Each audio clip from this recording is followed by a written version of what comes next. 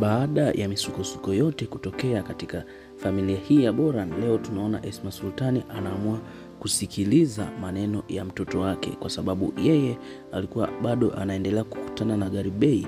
Basi Faruku alipomwambia kwamba hataki kuona jambo hilo likiendelea, na tunaona Esma Sultani na yeye anamfuata Garibay na kumwambia, kuanzia leo mimi na wewe hatutakiwi kuendelea kudate, kwa sababu watoto wangu wameanza kutumia makosa yangu kama nafasi ya wao kufanikisha mambo yao.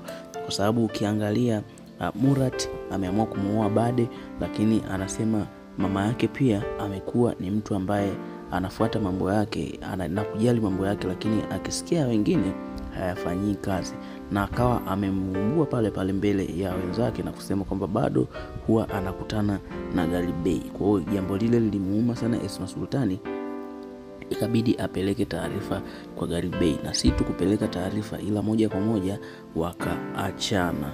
Sasa kwa upande wa Fikret, baada ya yeye kuwa amekwenda katika familia hii ya mke wake ambaye anataka kupeana naye talaka, yani Ipek, tunaona leo na aliponyimwa kumuona mwanae, basi ana mawazo sana, amebakia anaangalia tu ile midoli ambaye mtoto wake ndio alikuwa anaitumia. Sasa jambo hilo likawa limetokea hivyo, kwa Fikret ana stress sana, lakini hakuwa peke yake mwenye stress, kwa sababu hata Ipek pia alikuwa ana stress sana. Hakuamini kama anaweza akaja akaachana na Fikret kwa muonekano ule au kwa picha ile, lakini leo ndo tayari anaambiwa yeye na Fikret mahusiano, basi anatakiwa kupewa talaka. Alikuwa anaangalia picha za harusi ambao walikuwa wamepiga yeye na mume wake Fikret, alikuwa anaumia sana, lakini ukiangalia kwenye uhalisia Ipek mwenyewe alikuwa anazingua, kwa sababu Ipek alikuwa anasema yeye anampenda Faruku na si Fikret, japokuwa hakuwahi kumwambia Fikret na Fikret hakuwahi kusikia, lakini alikuwa hamuonyeshi mapenzi kama mume wake. Kwa hiyo tunaona Fikret ameamua na yeye kumove on, amemtafuta Esra, sasa hivi ana penzi jipya.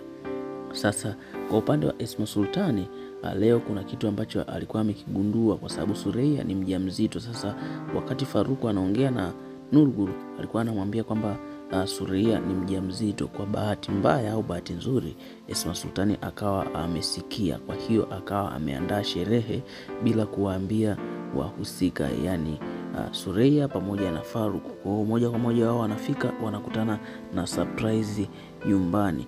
Lakini chanzo ni nini? Ni yule mtoto wa Sureia, kwa sababu Sureia alikuwa amesema hataki kumpa taarifa mtu yoyote mpaka itakapofika miezi 3 ndo atakuja kutoa taarifa hiyo, lakini tayari Esma Sultani amekwisha kulijua jambo hilo. Kwa upande wa Dilara, yeye anawaza tu kuhusu Adem, lakini kwa mara ya kwanza anti leo anaamua kumshauri ushauri wa kurumiza, lakini ni ushauri ambao ulikuwa ungemweka katika sehemu nzuri. Anamwambia, kama unaona huyu mtu anakusumbua, basi fanya hivi, muache aje achukue pesa zake. Japokuwa alikuwa amewekeza katika ile shule ya Dilara pamoja na Sureia, basi wanasema aje achukue pesa zake, kwa sababu hao watu wawili hawa hawawezi wakashindwa kujiendesha. Kwa hiyo katika tamthilia hii ya Evermore, hayo ndo mambo ambayo tunakwenda kukutana nayo siku ya leo.